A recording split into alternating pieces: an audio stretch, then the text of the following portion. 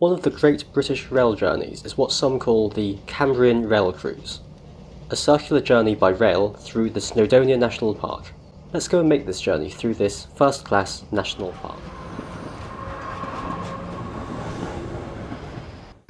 The day starts at Birmingham New Street, where I take the train over to Shrewsbury.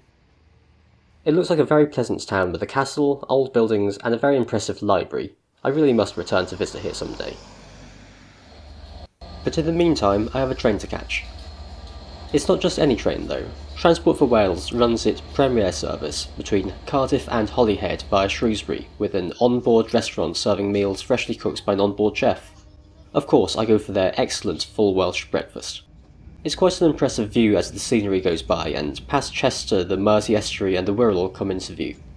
There's quite an unusual sight of the TSS Duke of Lancaster beached on the River Dee near Mostyn, which once ferried passengers between Heysham and Belfast, but has spent the last several decades laid up here of all places. After a quick transfer at Llandudno Junction onto the branch line train to Blaenau Ffestiniog, the scenery gets even better. The line follows the Conway Valley upstream, with Conwy Castle coming into view. The line continues upstream along the River Conway, through the Snowdonia National Park and with views over the local peaks. After emerging from Blaenau Ffestiniog Tunnel though, the scenery is completely different. We passed enormous mountains of spoil from local slate quarrying before the train reaches the traditional slate town of Blaenau Ffestiniog. It's quite an interesting Welsh-speaking town in the heart of the national park. I particularly noticed that all the conversations in the shops are all in Welsh. It's here that I affixed the Snowdonia National Park stamp onto a postcard of the Conway Valley that we've just travelled along, just before proceeding to the next step of the journey, the steam train of the Ffestiniog Railway.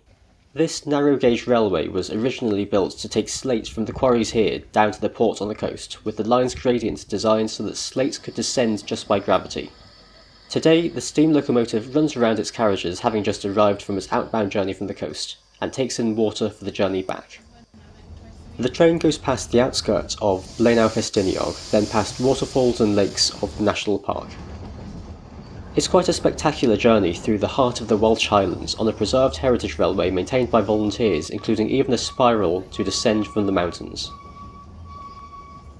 As the descent continues, there are glimpses of the coast and of the nearby peaks before the train reaches the mouth of the River Glaslyn and crosses its estuary on an especially scenic causeway, with estuary on one side and a view of Snowdon on the other. It's quite a spectacular end to this very special journey by narrow-gauge steam train. Porthmadog Harbour Station is a hive of activity, and having explored a bit of the local area and posted the postcard from this national park, it's soon time to take the mainline train back to England. But this being Wales, the scenery is far from finished. The Cambrian line passes the mountains of Snowdonia, the castle at Harlech, and spends large sections of its route right next to the sea.